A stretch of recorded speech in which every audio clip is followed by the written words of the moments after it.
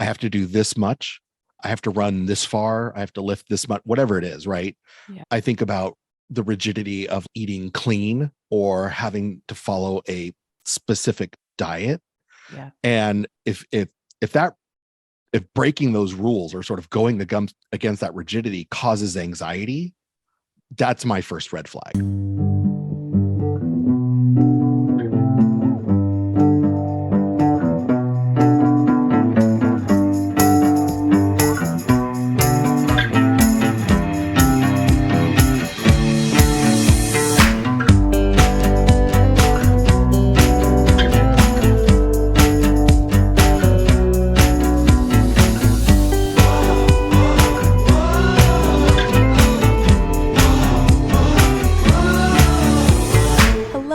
Welcome to this week's episode of the Uncovery podcast. My name is Maddie and I have anorexia and I'm recovering and I talk about it on this podcast.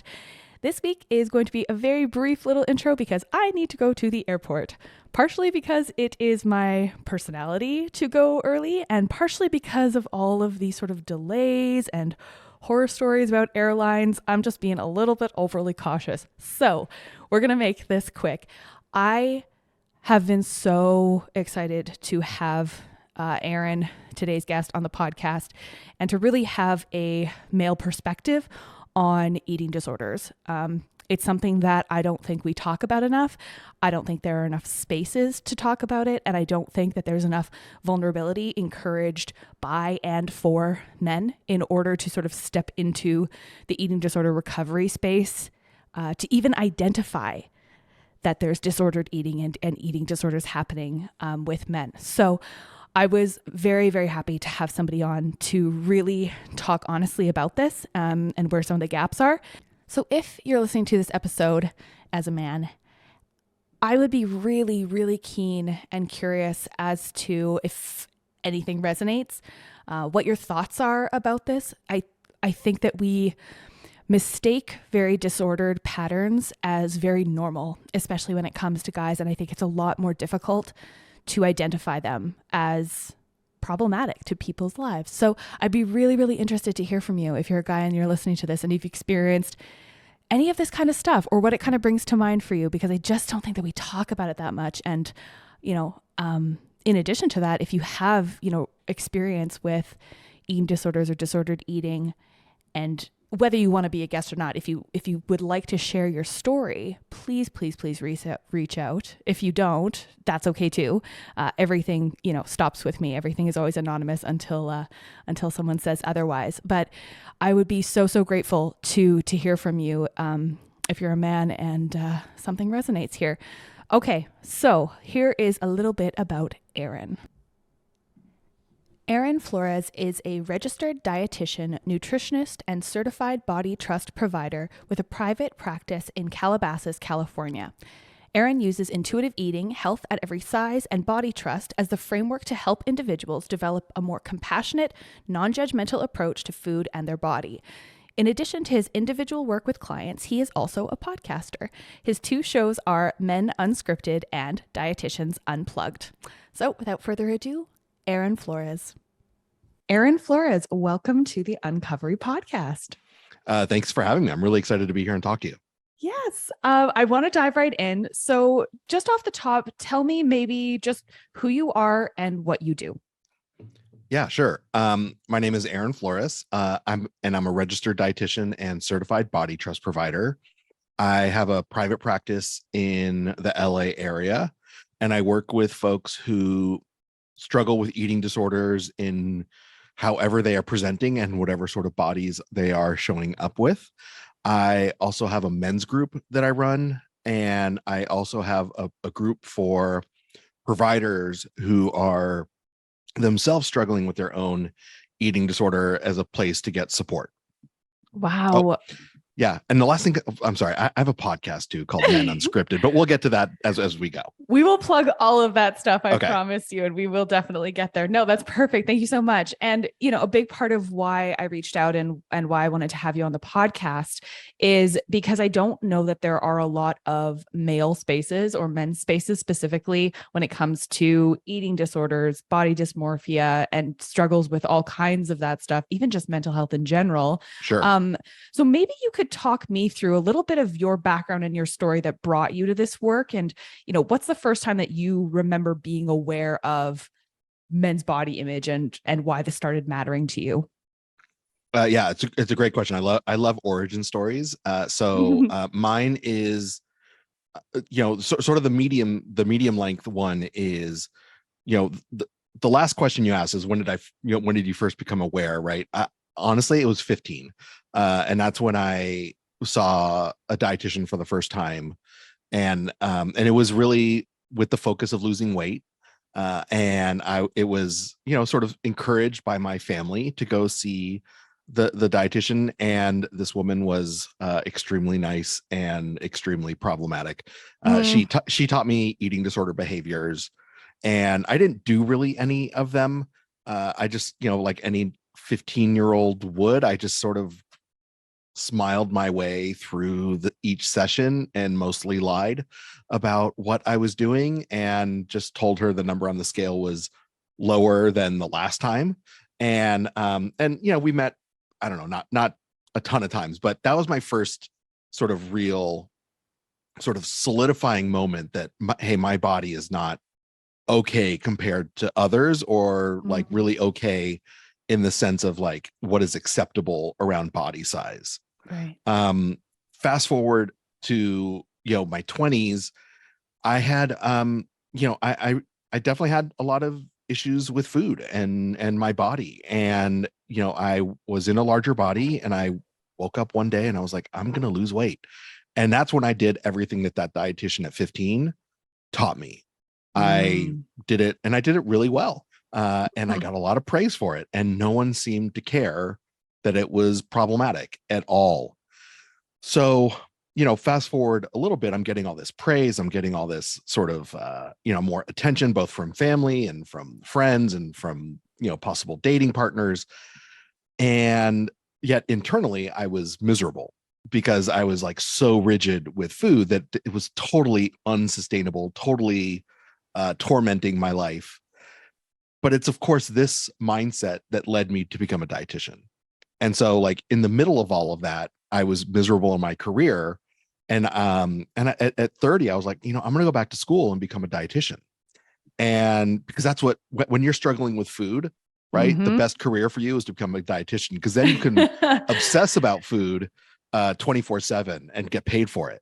And so that's really what led me to this work. And, the big 180 was hearing about intuitive eating as a professional and hearing Elise Resch speak here in LA. And the way she talked about food and, making peace with food really opened up my eyes to like a different way, really a radically different way of thinking about food and the restriction that I was continuing to live with as a professional in the field and really focused on weight loss. And it was from there I learned about health at every size. And from there I learned about body trust from Center for Body Trust, which used to be called Be Nourished. And it was through all of that I sort of did, my own work and sort of unraveled my own relationship with food and my body.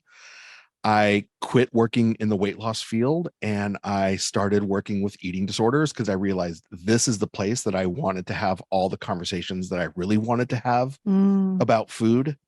And then through all of that, right, I realized, wow, there's no dudes talking about this. And what really taught me that men are struggling, because I worked at the VA. And when I was a weight loss, my first job was at the VA, and I was this weight loss dietitian. And it's when I first learned about binge eating disorder.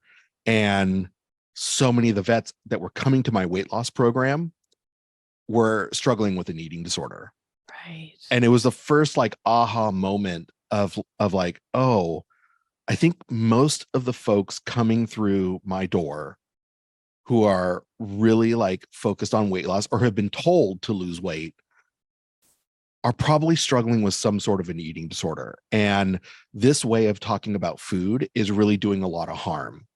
So, that sort of career shift again, right, that I went through to work with eating disorders, for a long time, I worked mostly with, sort of the stereotype of who people think get an eating disorder, which is such a small portion of it, but slowly realized, how do I, one, not only make this conversation more accessible to folks in larger bodies who are struggling with all different sorts of eating disorders, but also how do I start to make this more accessible for men and folks who identify as male? Yeah. Yeah, absolutely. Wow.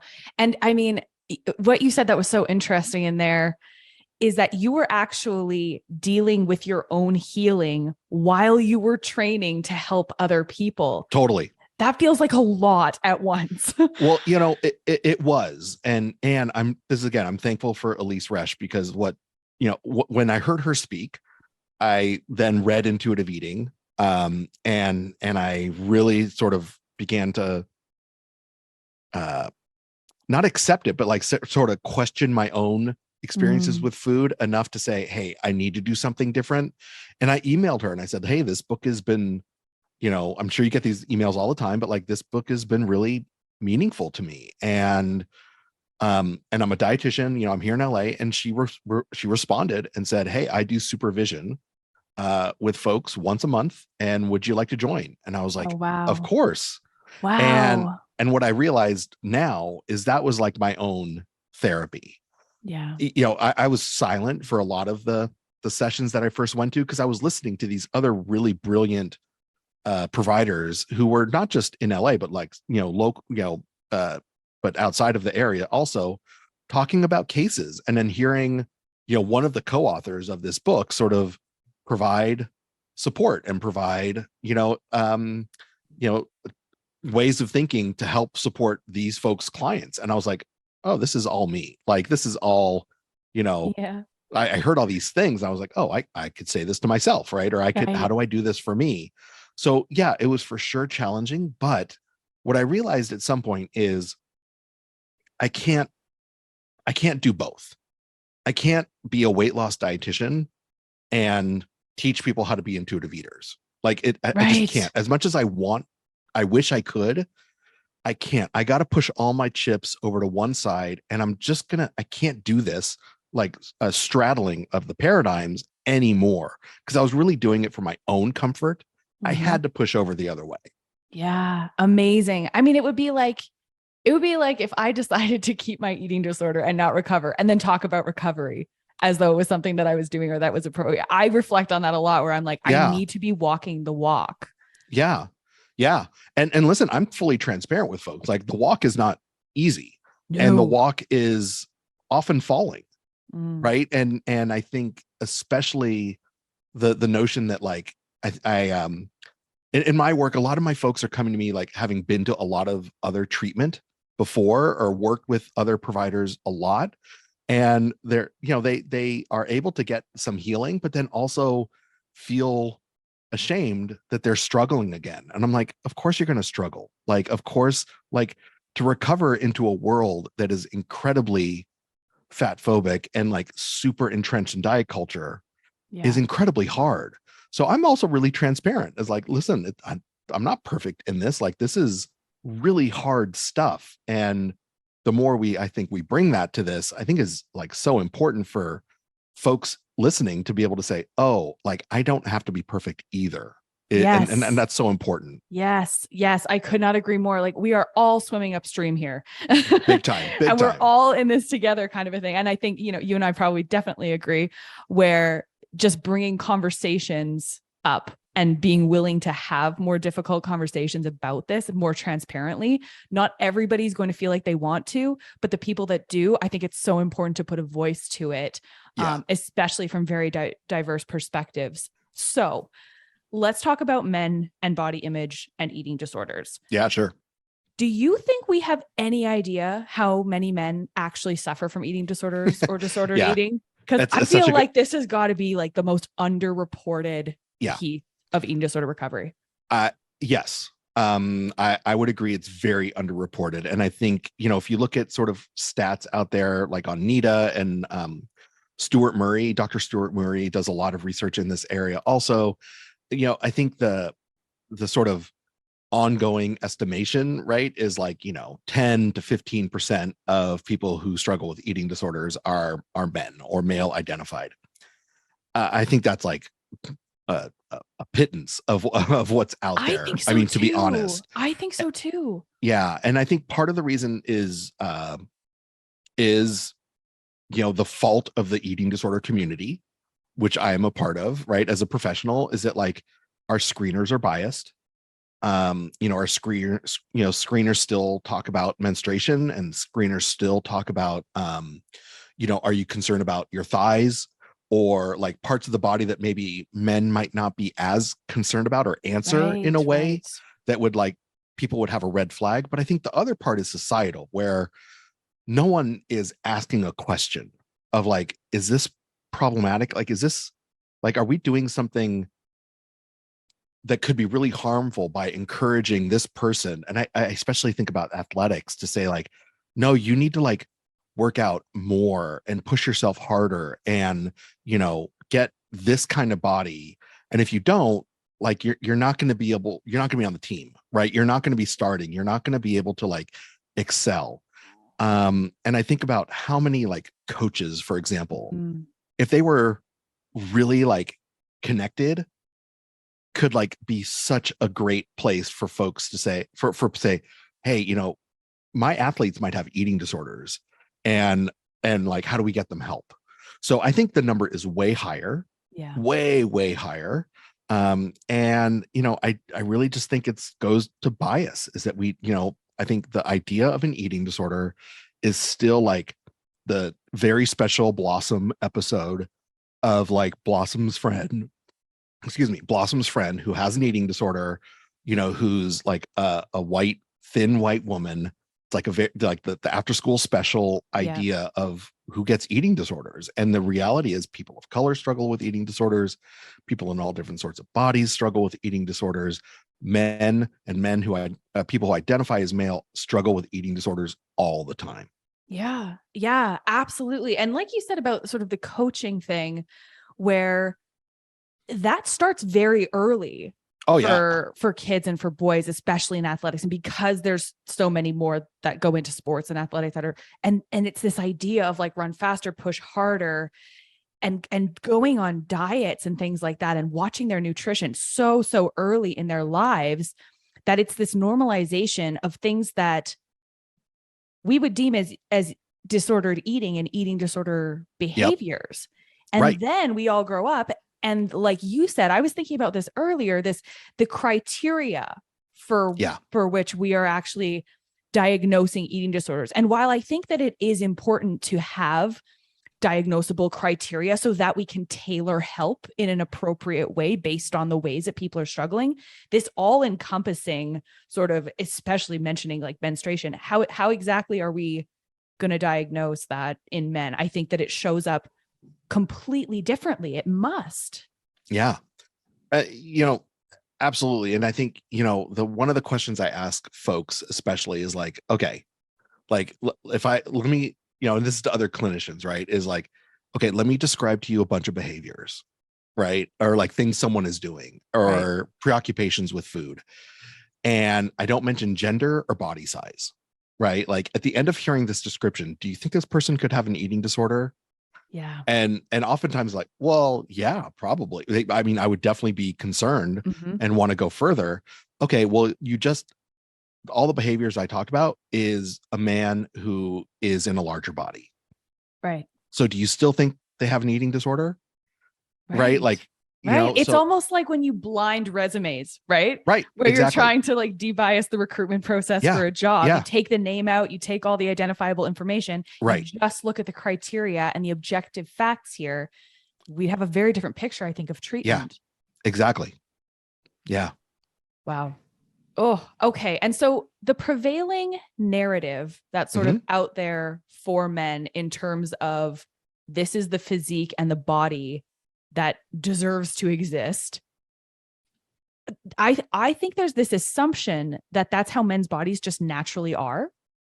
That people are just like, oh, that physique, guys just have that. Women have to work so hard, and there's all these different things, but it's like, men are just sort of like that. There's no body diversity for men. Where did that come from?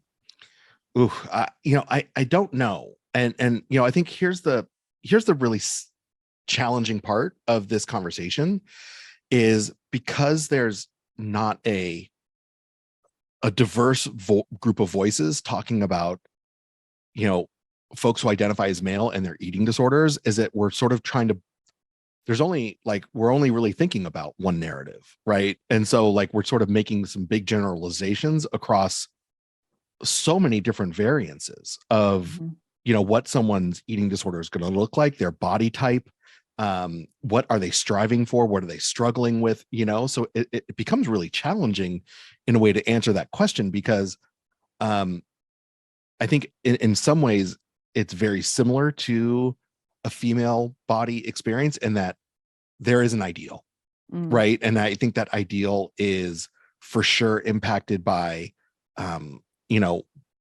whether it's like a suit, like a Captain America type body, right? Or like a leaner, like Brad Pitt, like Fight Club body, or is it, a body that is just not fat, right? Not big, right? And I think it really goes into like, there's so many nuances within it, but I think in a very similar way that women have been experiencing, I think from like for tens of years now, and probably even more, there has, because diet culture is so intense and so like, again, pervasive throughout so many different parts of our lives, that idea that like, hey, I got to have a good or ideal body has been present in some shape or form for way too many years.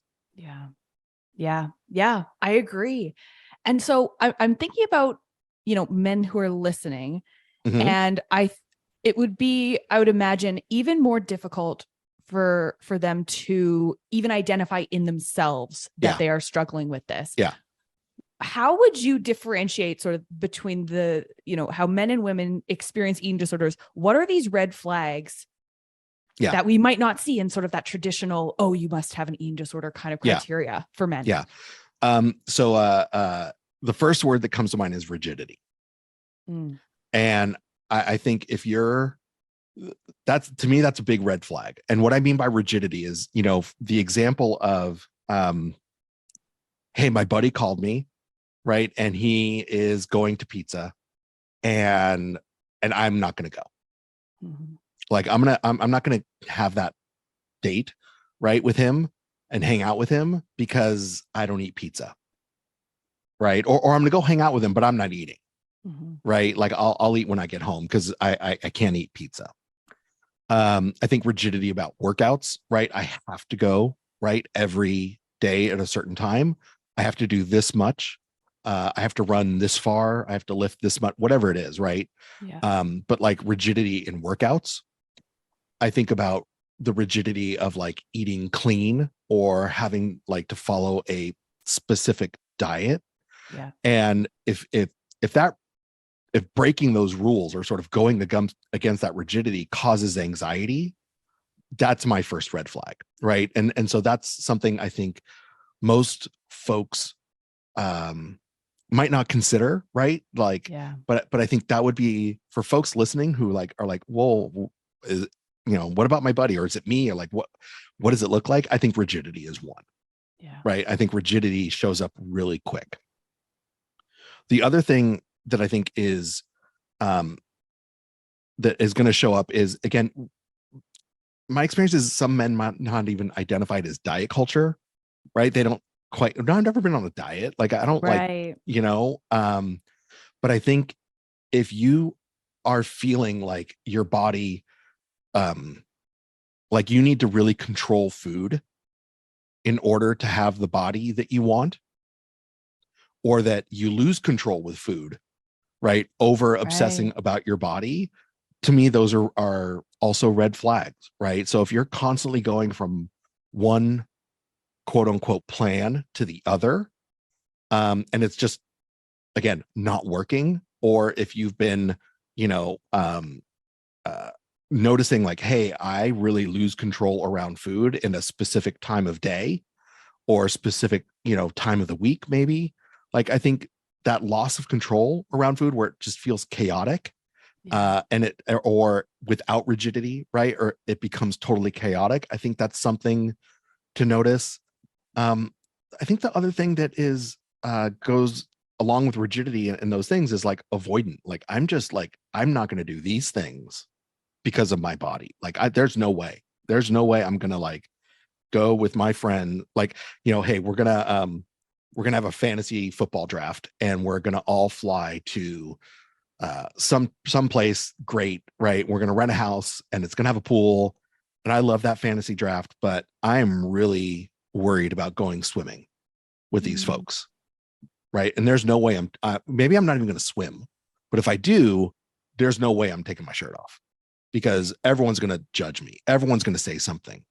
So I'm not going in the pool, right? And or to the extreme, like, I'm not going on the trip. Like, I'll just call in, right? I would love to hang out with these folks, but I'm just calling in. And so like, these are examples to me where like food and body keep us from living our lives. Yeah. Yeah. And isn't that the whole definition of really what an eating disorder is? It's do these things bring you anxiety when you cannot control them? Yes, and exactly. Are you now having a significant impact on your life and your emotional and mental well-being in an effort to shrink or to tailor your body into some kind of mold that you've deemed is the only acceptable way to be? Right. Yeah. And I would just sort of add to the shrink piece, right? For some folks, it's like, or to get bigger or grow. I've heard of, what is it? Somebody called it something. There's bigorexia. That's the one. Bigorexia. Yes. Yeah. This like swole gym bro culture. Oh, dude. And meal prep and chicken breast and broccoli. And it's bodybuilding competitions. Okay. Just random tangent. Yeah. What are your thoughts on bodybuilding competitions? I have a feeling I know, but it's sort of so many thoughts. Listen, it sort of fits to me with, one, same thing with beauty pageants. I hate them, because what we're saying is your value is based on how perfect you can get your body, right? So it promotes scrutinization over like a specific muscle group and targeting that muscle group, but also just like wrestling and MMA and all these other sort of weight-based sports, like the cutting that people do to get to weight or to build that muscle definition is not good for your body at all. It's like, again, but it's encouraged. Like, oh, here's like, it's like you almost get like the handbook on here's how to do it. Like, I'm your trainer. Here is how to do it. And like, it's like, sort of like saying like, hi, here is my book on how to have an eating disorder. I hope you read it. It's great. It's going to be super helpful to you. And by the time you're done, you're going to have a full-fledged eating disorder and be tormented. But the book is really great, and I think you should read it. Pay me hundreds and hundreds and thousands of dollars. Thank you so much. Right. Thank you. Right. Exactly. So, I just think they're just fucked up. I'm with you. I'm 100% with you. It was almost a trick question, because I guarantee we have the same opinion about right. This. What would I have said? Like, oh my God, I love them. Like, I can't stop watching them. Good I think people. I'd be like, I think we need to dig in here, Aaron. Because I'm like, it's like this sort of deemed, celebrated, socially acceptable eating disorder, and you will not convince me otherwise. I will die on this hill. It's so troubling to me that we idealize this kind of thing. I hope they're falling out of favor at some point, because damn, people who didn't even have eating disorders, it's their tipping point, and they never heal their relationship with food after that. Yeah, I wish to, and I don't know. I just don't know. Yeah, moving the needle on this stuff is challenging, of course. Putting more voices to it, super important. I want to ask you about body trust, because you mentioned it before as part of what you do. What is body trust? Why don't we have it? Yeah. How do we get it? Yeah. Simple question. It'll just be and very simple answer. No. So the body trust certification I did is again through the folks at Center for Body Trust, which is Hillary Canavy and Dana Sturdivant. Their company used to be called Be Nourished. And they, through years of work, they came up with language around thinking about what it means for us to be able to trust our body in a way that was taken away from us at a very early age, right? And it's like a reclaiming of that body trust. And trust is, again, if we even take the word body out of it, I mean, I think a trusting relationship with anyone is built over time, right? And it's one of those things that is cultivated and nurtured and takes work. Yeah. And I think our relationship with our body needs to be cultivated, nurtured, and takes work. And, body trust to me is thinking about, okay, not just like, I think it's not body positivity, right? It's sort of saying, okay, my body shows up for me in these ways without me even really thinking about it, but it's just inherently showing up for me. So if it's showing up for me, how can I show up for it? And how can I accept the body I have today, take care of it in a way that is meaningful for me, and know that as I start to do that, right, that trust develops, right? And that trust grows, and it's not linear, but it is there. And it's sort of like this idea of taking some things I mentioned earlier, right? Intuitive eating, health at every size, but adding in a lot of like social justice theory, adding in a lot of like feminist theory, a lot of trauma-informed care about what it means for us to, or how hard it is. Let me go back. How hard it is for us to safely inhabit our bodies and be present below our neck, right? To actually feel our body. And for a lot of folks, there's trauma involved that makes it incredibly hard. So to me, what really was useful about body trust in that work was understanding that it is going to take some time and that it doesn't happen like instantaneously, right? Diet culture says you can do this in 6 weeks, right? if someone says, oh, I got body trust for you and it's a 6-week program and you're going to do it and then you're going to be totally better at the end, like head for the hills, right? Don't like turn around and go the other way. This is, I mean, I think the beauty of this kind of work is accepting that it's going to take time, right? And it's nuanced. It's like, it's not all this or all that. There's a lot of gray area. There's a lot of sitting with discomfort and grieving, right? Oftentimes really holding space for grieving the body we idolize might not be attainable for us. Yeah. Right. And giving up on that sort of lifelong pursuit because it's never really worked. I mean, that's really sad. It's for a lot of folks. And we need to hold that. Sad. We need to hold that space. So to me, body trust is a really honest way of allowing folks to sort of make peace with their body and feel better trusting it and inhabiting it. Yeah. Wow. Yes. Not exactly a simple process or task. No. And, so much of what you said resonates. And this idea of, especially when you've experienced an eating disorder and are coming out of it, it's almost like your body doesn't trust you. Like your body doesn't trust your brain because they're like, you know what? I don't know when you're going to stop feeding me again. This food for a little while. We're going to make you extra hungry. You're going to need to do some real coping and some real work until we know for sure that we're in a safe and stable and comfortable place. But until then, we don't know exactly what your brain's been up to until you're healed. Yeah. Totally. And that's like the other thing that is both like hard for some of my clients to hear, but also the total honest truth is like, and I don't know how long that process is going to take. Oh, I know. We'll get there, right? We'll get there. But like, I oftentimes people are like, well, how long am I going to be doing this? I go, I don't know. Like, I wish I could tell you, but if I tell you, oh, it's only going to be this long and it's not, I've eroded all the trust we've built in. Yeah. And so I really just give an honest answer. Like, I don't know how long that's going to take, but we'll get there. Like, I know we will get there. Yeah. And it might be slow at sometimes, but we will get there. It is really this blind faith, at least for me, where big time. I just have to believe that there's another side. I just have to believe that if I keep putting one foot in front of the other, I will indeed arrive there. I have no choice but to believe that, because otherwise I'm just like, oh, well, when is it going to end? When is it going to end? And I've had that conversation with my therapist multiple times. Am I close? And she's like, there's no way to tell you. Right.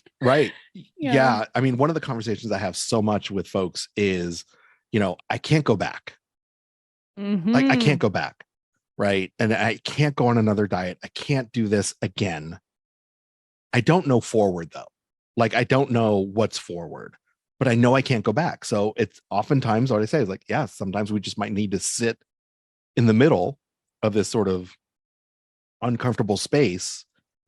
And until it's not that I don't know what forward is. It's more like, until we identify what is the right path for you, like, and what feels right. Because sometimes there's just resistance in moving forward. Yeah. And that's okay. Right. It's like, I tell the metaphor I use all the time is like, we're in a car, right? And we're driving to our destination. It's okay to pull the car over. Like, let's just pull over, sit by the side of the road, maybe get out, look at the scenery. Like, it's okay to be here. Right. And maybe turn around and look at where you've come from and look at how far you are from that. Right. We still don't know what's ahead, but I got the map. Right. And I know all the turns we can take. So, but it's okay to hang out here right now. Yeah. Yeah, it is. And it's this, at each of these points where I've had that experience where I've been like, oh, I don't know about this. I don't know about this. You're like looking over your shoulder. You're like, I could go backwards. It's comfy back there. Yeah. And it's like, this is an inflection point. This is an inflection point. This is just another decision point to either continue on and to stay the course. So, oof. But it's a long one. And you only know when you get there, Yeah, exactly. Okay. So kind of, circling back to, because I want to make sure that we kind of circle back to the male and men identified experience. How can we better support men and move the needle on this specifically? How do we encourage more men to have these conversations? Yeah, it's such a good question. I think the first thing that comes to mind is we need to first understand the impact of and masculinity on folks, and to sort of identify that, for men to be vulnerable is usually that leap of faith that you mentioned earlier, right? It's sort of like, I don't know how to take this step forward. I might be jumping off a cliff doing it. It feels really scary, but I also know it probably could be really helpful. And I'm just going to trust that being vulnerable is going to be helpful. So one, I think we need to make space for folks to be vulnerable. Yeah. Right. And for folks to be able to sort of honestly share what's going on with their experience. And the reason that becomes so, like, again, like institutionally, like society wide hard, is because I think men tend to just joke a lot with each other, and use humor and as a way to like deflect hard conversations or difficult moments. I really love this podcast, Smartless, with Jason Bateman, Will Arnett, and Sean Hayes. They have great interviews. Oh my God, it's amazing. They're funny, they're hilarious, and they fat shame the fuck out of each other all the time. And it's just like, it's like, all this, I don't even want to say it. Like, it's just, they shame each other's bodies in the name of humor all the time. And I get that it's humorous, and I get that it's like, I understand that. And even though it's based in humor, like, that's the sign that like someone really believes that my body is not okay. Right. So like, how can I have this conversation with them? Because every time we do it, it's a joke, or it's like some sort of humor, but like, you know what? I'm really struggling. So, some of these things that would really help are like sort of big institutional wide, societal wide changes that hopefully would happen one day. But I think, so that first part again is just sort of noticing, hey, we need way more vulnerable spaces. Two, I think the other thing that really is going to benefit is for clinicians to not be afraid to ask about eating disorders with their male identified clients. Yeah. Or even just like, what is the impact of, trying to control your body having in your life, right? Like asking some questions and being able to sort of say like, well, like I've never worked with a man who has an eating disorder, so I don't quite know what to do. Like, bullshit. Right. You know what to do. Like, I mean, you work with eating disorders, right? I mean, yeah, it's nuanced and it's a little bit different, but like, you got this. Like, you can do this work. Let's think outside the box for like 1 second. Yeah. So I think more people need to ask some questions. And I think the third part is, I mean, honestly, one of the big things that needs to happen is, again, sort of from an eating disorder community standpoint, is there needs to be a lot more spaces and treatment spaces that are accessible to men and even like sort of welcoming to them, where they're not feeling like the only one, or all the materials that they read are all written by women, or they're in they go to treatment, they're the only man, they're the only conversations around their body is like happening in an individual session and nothing in a group at all. Yes. So I think, there's some institutional things that could really change also. But I think, about sort of overarching all of it is something I mentioned earlier, is that just, we need to realize that men are struggling with body image, like period. Men, I don't care what size they are. Men are struggling with body image, and it's an internal struggle. And how do we just allow for that conversation more readily?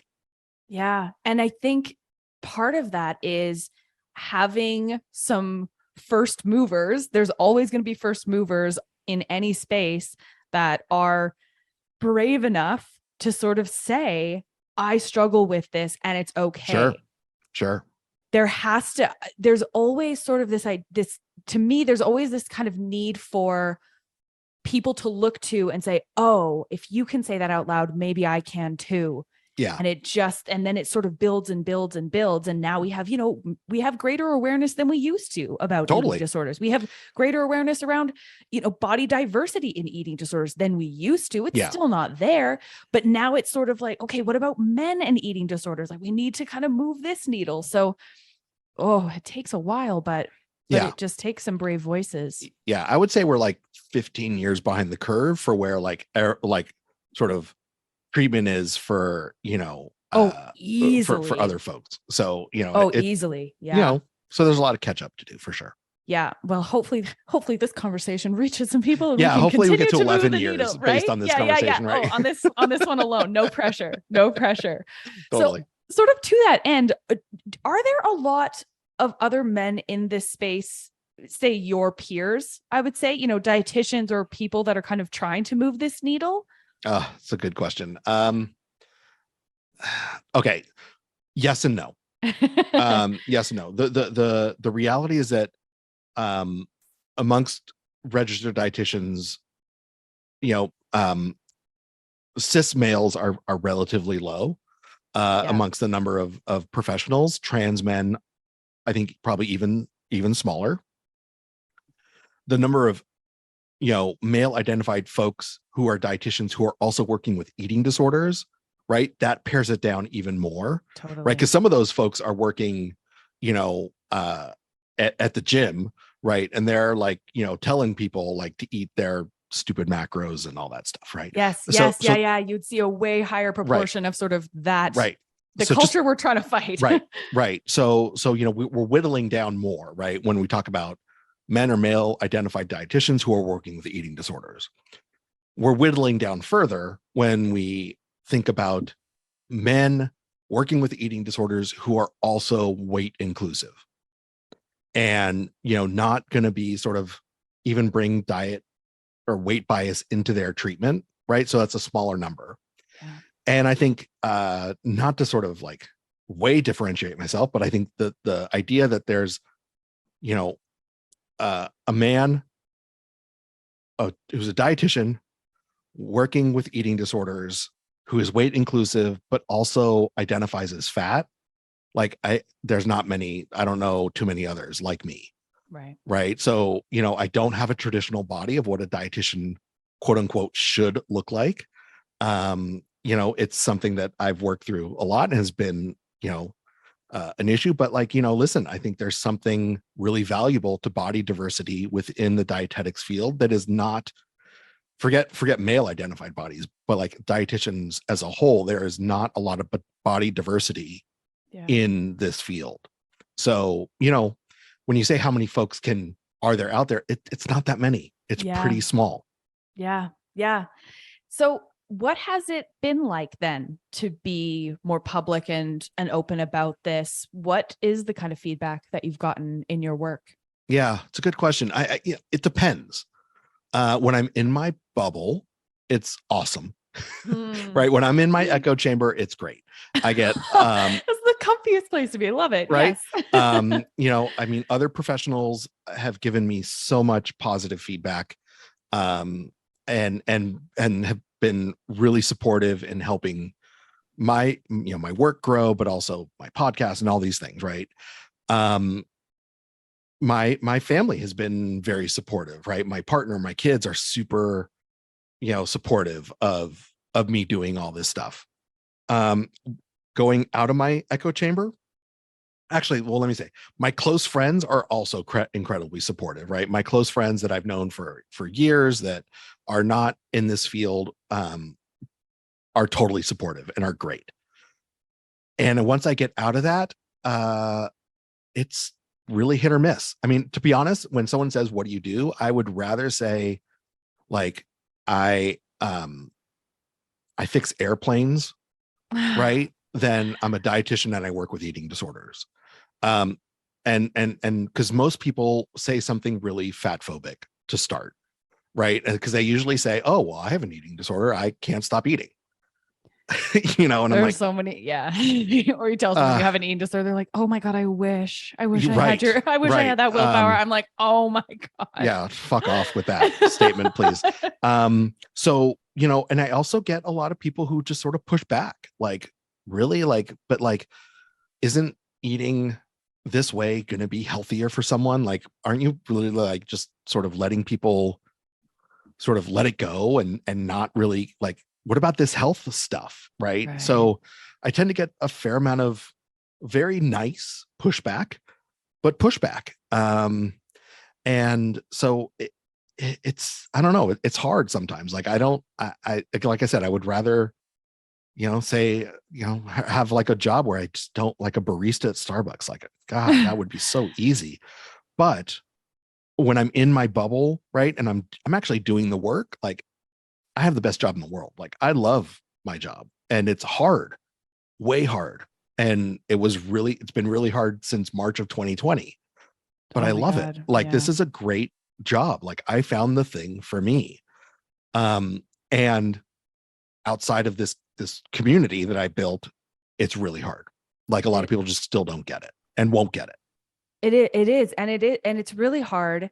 And I kind of struggle with this too, where I'm like, well, getting outside of the echo chamber or the bubble of like a really positive community of recovery is actually kind of the point. Like, if I don't get outside of this, and if I don't face this resistance, and I don't point out the inane dialogue that happens around this outside in the real world, in people that are not in this community, otherwise it actually can't change. Because if we're only changing it in the inside of our own selves, like, it's really hard to make change. So I totally get it. The conversations are often challenging. Yeah, and they no, will for be. sure. For sure. But I mean, and I'll be honest. Go ahead. Some days I don't have the energy for it. Like, I just don't, like, I can't fight fat phobia today. Like, I can't fight your fat phobia today. I can't deal with, you know, so I'm, you know, it's hard because some days I just don't have the energy for it. like this today is a nod and smile day. And That's nice. And Yeah. maybe tomorrow is educate and discuss and dig in day, but maybe today is a nod and smile day. Like I just want to enjoy my party. I'm an airplane pilot. Sure. Right. Exactly. No more questions, please. Yeah. How has it been having your podcast and having guests on? Maybe just talk a little bit about your podcast in case people haven't heard it. Yeah. So my podcast is called, I had one previously, but the current one I'm doing is called Men Unscripted. And what I sort of on a whim decided to do was interview men about their body story and ask them questions about what it's like for them to live in their body, good and bad. And every conversation is anonymous. So every person who comes on is using an alias, and so that they can be really vulnerable about what it's like for them and what they struggle with.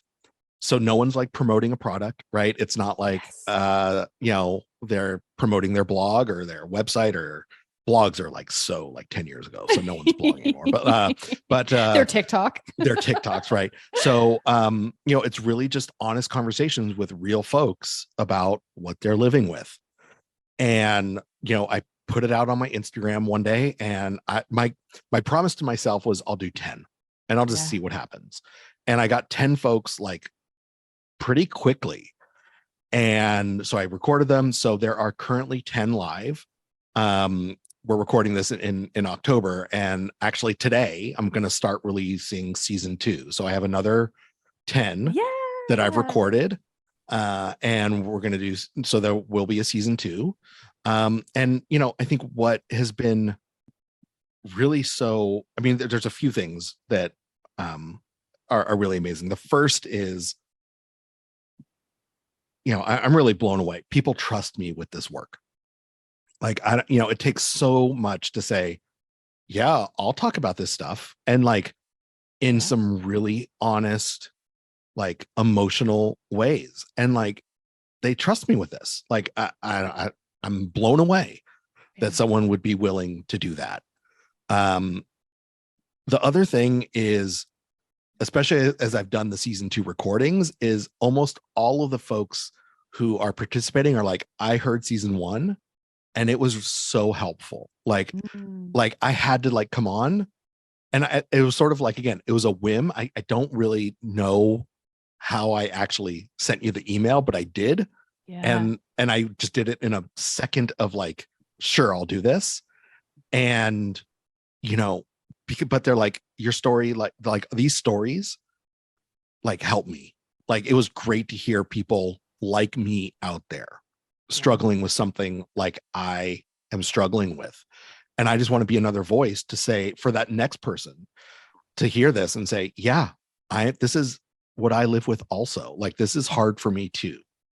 Yeah. Yeah. And to be able to see someone that's having a similar experience is often that trigger point for someone to actually use their voice or to even get help or anything like that. It's this idea. It's this very isolating experience, especially when it comes to disordered eating and eating disorders, that you really truly feel that like there is nobody that is messed up like you are. There is nobody that's struggling as hard as you are. And part of the reason that things like group are important, or peer mentors, or listening to other people's stories on podcasts or blogs or TikToks. Part of why that is so powerful is the ability to feel seen and to feel that your experience is no longer just your own isolated experience. Community is incredibly healing. Yes. Absolutely. And I think, that's a big piece of why I wanted to do this. Yeah. Oh, that's so good. And we will of course link all of the pertinent links in the show notes to make sure that people can access your podcast too, because I just think that that's such a unique and powerful.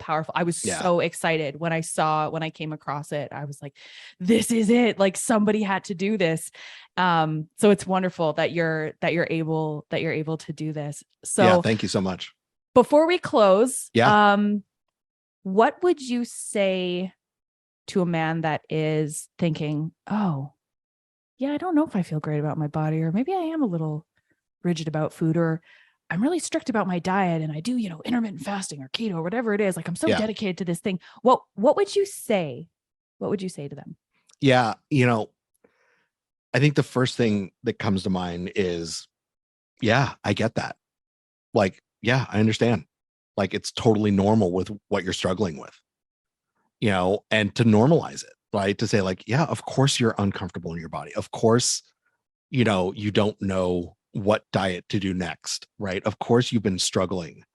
And, the next thing that I would say is, and I would say this to anyone, right? Is that your body is not a problem that needs fixing. And how can we let that sit for a second, right? That your body is not a problem that needs fixing. And, these are radical themes for folks. These are radical notions that, like, wait, I don't have to be my body's not a project, right? Like, my body can just exist, and it deserves food, right? And it deserves pleasure, and it deserves to move, and it deserves all of these things, like, without, like, conditions. It's like, yeah, it totally does. So I think the first, again, normalizing. I think second, your body's not a problem. And the last piece is, again, probably the most radical, is, like, you've been lied to. Like, everyone's lied to you, and I'm a huge Star Wars fan, and Star Wars to me also is like a metaphor for all of this work.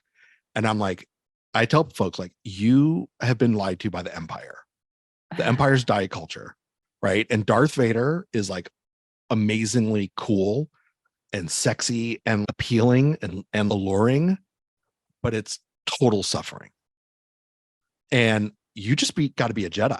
Like, Yoda's out there, right? And I love Yoda. Like, and I'm like, Yoda tells you just to sort of be at calm and at peace, and you'll know, like, which is right or wrong, and but you've been lied to. You've been totally lied to, and there's a different way. And you don't have to choose my way, but it's your choice. But, like, hey, I'm giving you an option. Here's at least there's another choice out there. At least there's another path. Yeah. And you get to choose. Oh, I love that. I'm also envisioning the fact that you are Yoda in this situation. And also I'm wondering if Darth Vader is Gwyneth Paltrow. It could be. And I think it's probably a mixture of, like, Gwyneth Paltrow, Joe Rogan, right? Probably some other, like, TikTokers out there that are, like, like, again, bro culture, swole folks. Yeah. That's the whole, it's a really good metaphor. It's a very good metaphor. And your audience, obviously, because listen, I drive it home all the time. Yeah. I mean, podcasts don't lend to visuals, but, like, behind me, I have, like, Yodas everywhere. I have, like, Darth Vader everywhere. And I bring out Yoda all the time. Yoda has this great quote in Empire Strikes Back that says, "Judge me by my size, do you?" And, like, that, like, watch Empire Strikes Back. Say no more, Yoda. Yeah. So there's some good stuff in there for sure. I love that. Okay. And the final thing I want to ask you is, where can we find you? Where are all of the best places to find you in your work? Yeah, my address is, no, just kidding. The best way really is, I'm on Instagram at Aaron Flores RDN. My website is aaronfloresrdn.com. Those are probably the two best places to catch up with me. Again, Men Unscripted is on all of the sort of podcast platforms that you might listen to a show. So, those are great ways to sort of catch up on what I'm doing. And if you want to ask me questions there, you can, or, interested in working with me, you can sort of reach out via those platforms to get in touch with me. Amazing. Aaron, thank you so much for taking the time and for this I really am thankful conversation. I'm thankful that you invited me on and allowed me to sort of talk about all these things with you. Absolutely. Okay. Well, I can't wait to share all of the links and all of your content with everybody that's listening. And I'm sure that you will get some more listeners for your podcast as well. All right. You take care, and we will talk to you soon. You bet. Okay. Bye. Bye.